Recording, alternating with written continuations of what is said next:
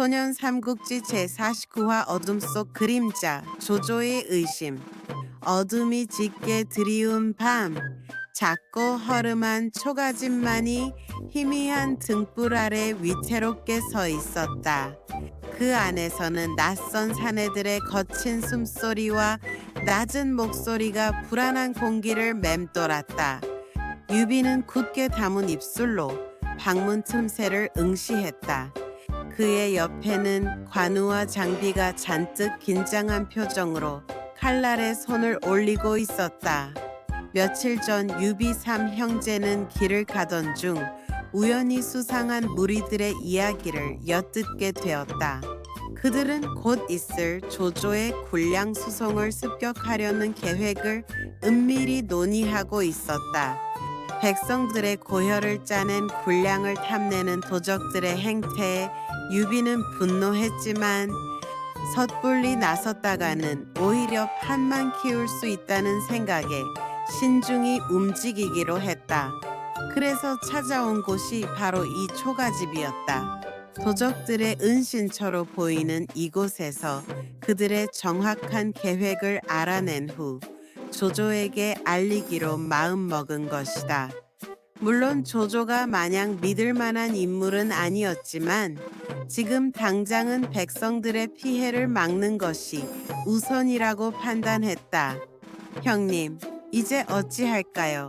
장비가 특유의 거친 목소리로 속삭였다. 그의 눈빛은 당장이라도 초가집 문을 부수고 들어가 도적들을 때려 눕힐 기세였다. 저놈들 하는 짓거리를 보니 당장이라도 뛰쳐나가 혼쭐을 내주고 싶습니다.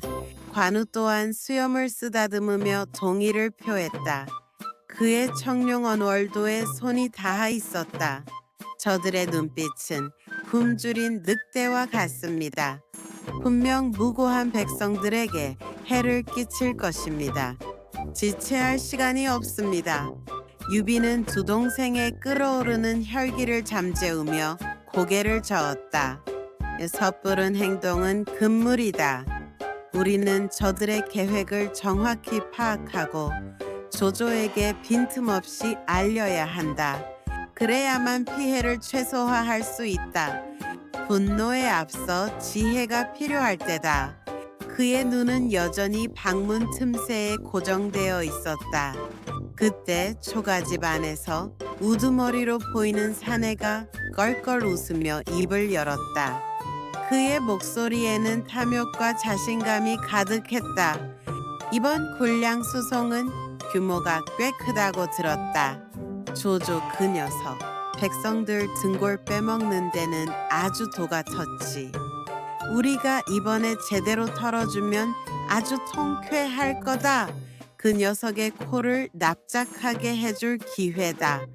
다른 도적들이 그의 말에 맞장구를 치며 험악한 웃음을 터뜨렸다. 그들의 대화 속에서 유비는 군량 수송 부대의 규모와 이동 경로, 습격 시점, 심지어는 도적들의 매복 지점까지 중요한 정보들을 하나씩 파악해 나갔다. 그들의 대화는 꽤나 상세했고 유비는 모든 정보를 머릿속에 새겨 넣었다. 날이 밝아올 무렵 동이 트기 시작하자 도적들은 아침 식사를 대충 마치고 은신처를 나섰다. 그들의 발걸음에는 곧 있을 약탈에 대한 기대감이 서려 있었다.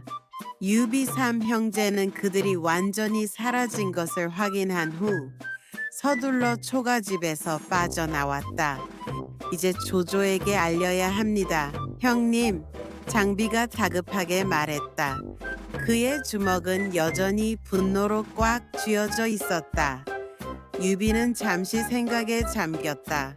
조조에게 직접 가는 것은 여러모로 부담스러운 일이었다. 조조의 의심 많고 강요한 성품을 알기에 자칫하면 자신들이 오히려 역적으로 몰릴 수도 있었다. 조조에게 직접 가는 것보다 그의 휘하에 있는 믿을 만한 장수에게 먼저 알리는 것이 좋겠다. 하후돈 장군이라면 우리의 말을 귀담아 들어줄 것이다. 그는 비교적 공명정대한 인물로 알려져 있지. 그들은 곧장 하후돈의 진영으로 향했다. 진영에 도착한 유비는 하후돈에게 공손히 인사를 올리고 전날 밤 엿들은 도적들의 군량 습격 계획을 상세히 설명했다. 하후돈은 처음에는 반신반의하는 표정이었다. 유비공, 그대가 어찌 그런 정보를 알게 되었소? 그리고 어찌하여 우리에게 이런 중요한 정보를 알려주는 것이오? 그의 눈에는 의심의 빛이 스쳐 지나갔다. 유비는 침착하게 답했다. 장군, 저희는 우연히 도적들의 대화를 엿듣게 되었습니다. 백성들의 피땀으로 모은 군량이 악당들의 손에 넘어가는 것을 좌시할 수 없었기에 이렇게 달려온 것입니다. 제가 들은 바에 따르면 그들은 구체적인 이동 경로를 따라 이동하는 수송, 부대 규모의 군량을 습격 시점에 매복 지점에서 습격할 계획입니다. 유비는 자신이 들은 모든 정보를 정확하고 구체적으로 전달했다.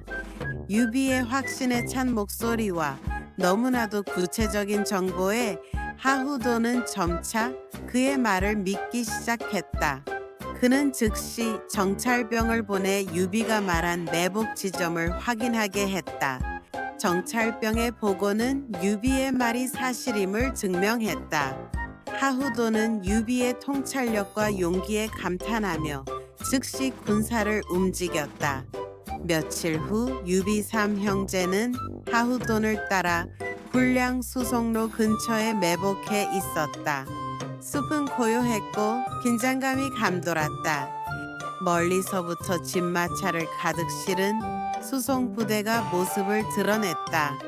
그 순간 숲속에서 요란한 함성과 함께 도적들이 뛰쳐나왔다. 거기 꼼짝 말고 멈춰라. 군량은 모두 우리 것이다. 도적들의 우두머리가 칼을 휘두르며 소리쳤다. 도적들의 기세는 매서웠지만 이미 그들의 계획을 간파한 하후돈의 군대는 침착하게 맞섰다. 예상치 못한 매복 공격의 도적들은 우왕좌왕하며 제대로 힘을 쓰지 못했다. 그들은 자신들의 계획이 이미 노출되었다는 사실에 혼란스러워했다. 관우와 장비는 기다렸다는 듯이 칼과 창을 휘두르며 도적들을 베어나갔다. 관우의 청룡 언월도는 번개처럼 빠르게 움직이며 도적들을 갈랐고 장비의 장팔사모는 폭풍처럼 휘둘러지며 적들을 압도했다. 그들의 용맹함에 도적들은 속수무책으로 쓰러져 나갔고 얼마 지나지 않아 우두머리를 포함한 대부분의 도적들이 포박당했다. 군량은 안전하게 지켜졌다. 전투가 끝나고 하후돈은 유비에게 깊은 감사를 표했다. 그의 얼굴에는 안도감과 존경심이 교차했다. 이번에 유비공의 도움이 없었다면 큰 피해를 볼 뻔했습니다. 정말 감사드립니다. 공의 지혜와 용맹함에 탐복했습니다. 유비는 겸손하게 답했다. 백성들의 재물을 탐하는 악당들을 응징하는 것은 당연한 일입니다. 장군의 훌륭한 지휘 덕분에 큰 피해 없이 마무리될 수 있었습니다. 조조 또한 이 소식을 듣고 유비를 칭찬하며 후하게 대접하려 했지만 유비는 정중히 사양하고 다시 길을 떠났다. 그의 마음속에는 백성들의 평안을 바라는 간절한 마음만이 가득했다. 그는 조조의 진영에 오래 머무는 것이 현명하지 않다고 판단했다. 하지만 유비는 아직 알지 못했다. 이번 일로 인해 조조가 그를 더욱 주시하게 되었으며 그의 존재가 조조에게 미묘한 경계심을 불러일으켰다는 사실을 조조의 신복들은 유비의 능력을 칭찬하면서도 그의 알 수 없는 행보에 대한 의심을 거두지 못했다. 조조는 유비의 충성심을 시험하려는 듯 혹은 그를 자신의 통제 아래 두려는 듯 은밀한 계획을 세우기 시작했다. 앞으로 유비의 앞날에는 또 어떤 예측 불가능한 사건들이 기다리고 있을까? 소년 삼국지 49화였습니다. 구독, 좋아요는 연재에 큰 힘이 됩니다.